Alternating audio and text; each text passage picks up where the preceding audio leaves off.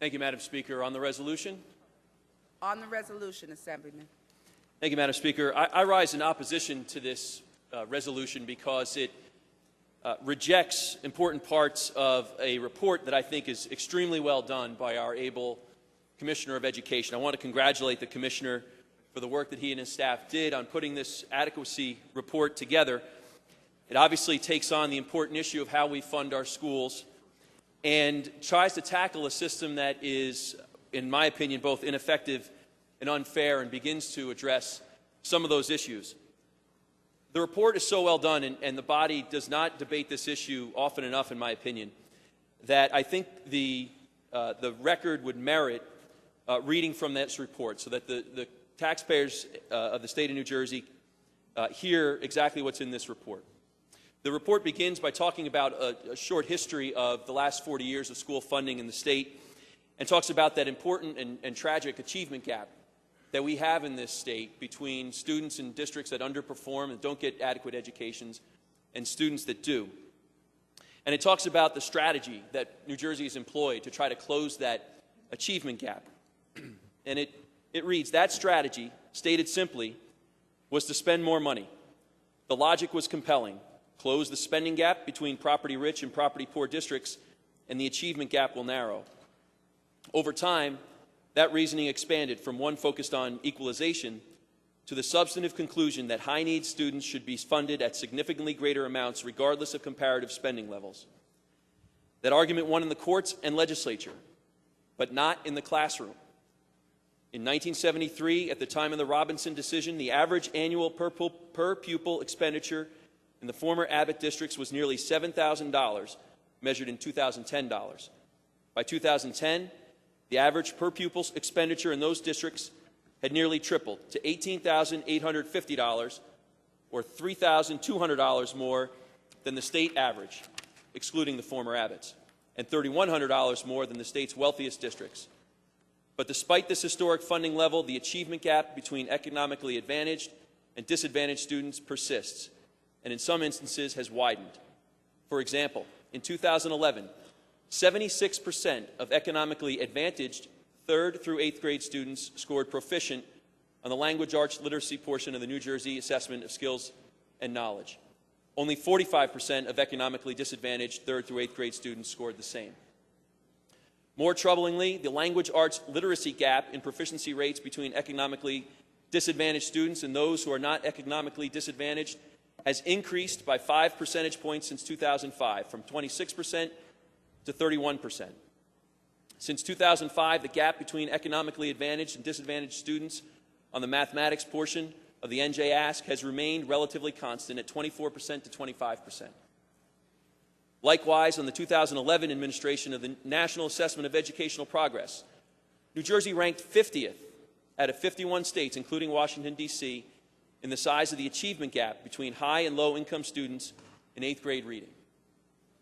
The conclusion is inescapable. 40 years and tens of billions of dollars later, New Jersey's economically disadvantaged students continue to struggle mightily. There are undoubtedly many reasons for this policy failure, but chief among them is the historically dubious view that all we need to do is design an education funding formula that would dollarize a thorough and efficient system of free public school, and educational achievement for every New Jersey student would automatically and without more follow. Of course, schools must have the resources to succeed.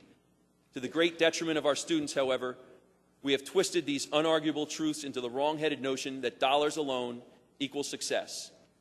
How well education funds are spent matters every bit as much, and probably more so, than how much is spent.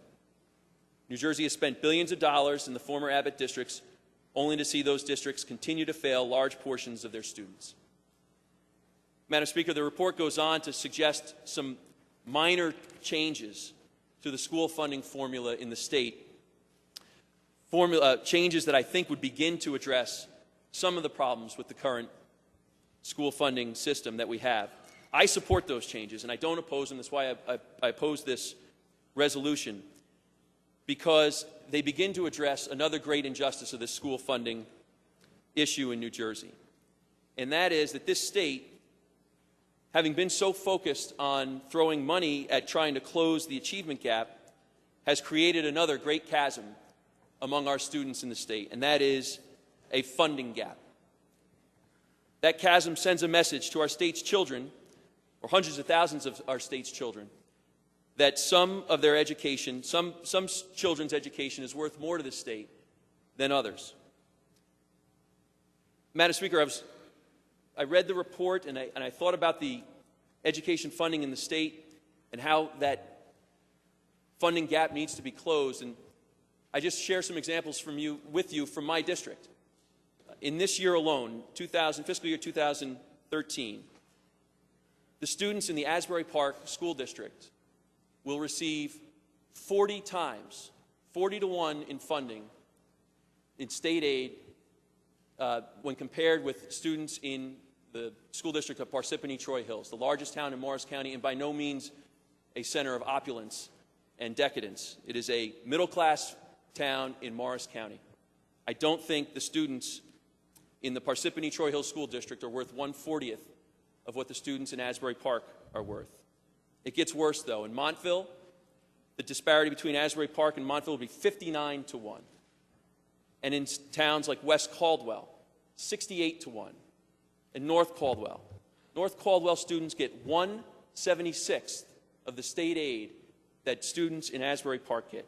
The funding ratio is, I'll say it, 76 to 1. No student in the state of New Jersey is worth 1/76th of any other student in the state of New Jersey. And that's why, among other reasons, the school funding formula we have is so broken. For the children in this system, for their parents and the taxpayers who support them, we need to not only adopt these recommendations from the Commissioner, but change the school funding formula.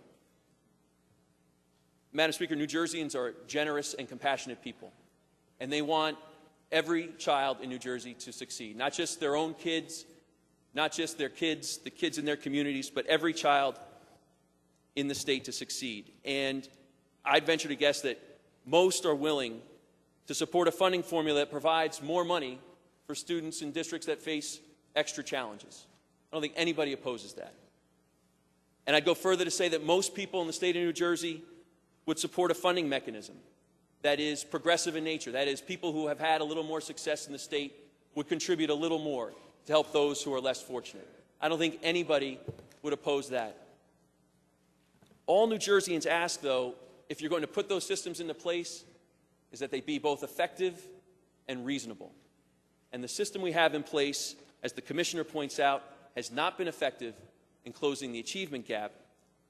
And as the ratios that I've read to you point out, it is far beyond reason to ask taxpayers to subsidize a system in which some students are subsidized at a ratio of 76 to 1 when compared to other students in the system. Because the formula is broken, and because we need a more equitable and effective school funding system, I oppose this resolution.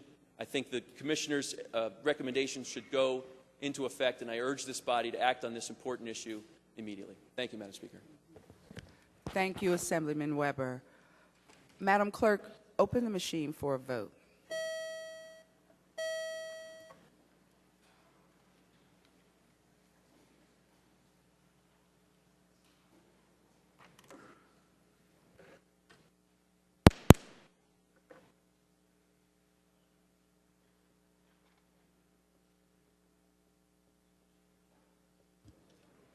Are all recorded who wish to be recorded and properly recorded? Madam Clerk, close the machine and take a tally. Madam Speaker, SCR 134 has received 48 votes in the affirmative, 30 in the negative, and 0 abstentions. Senate Concurrent Resolution 134, having received 47 votes in the affirmative, 30 votes in the negative, and 0 abstentions, I declare the bill passed. Let the bill take the usual course of passed bills.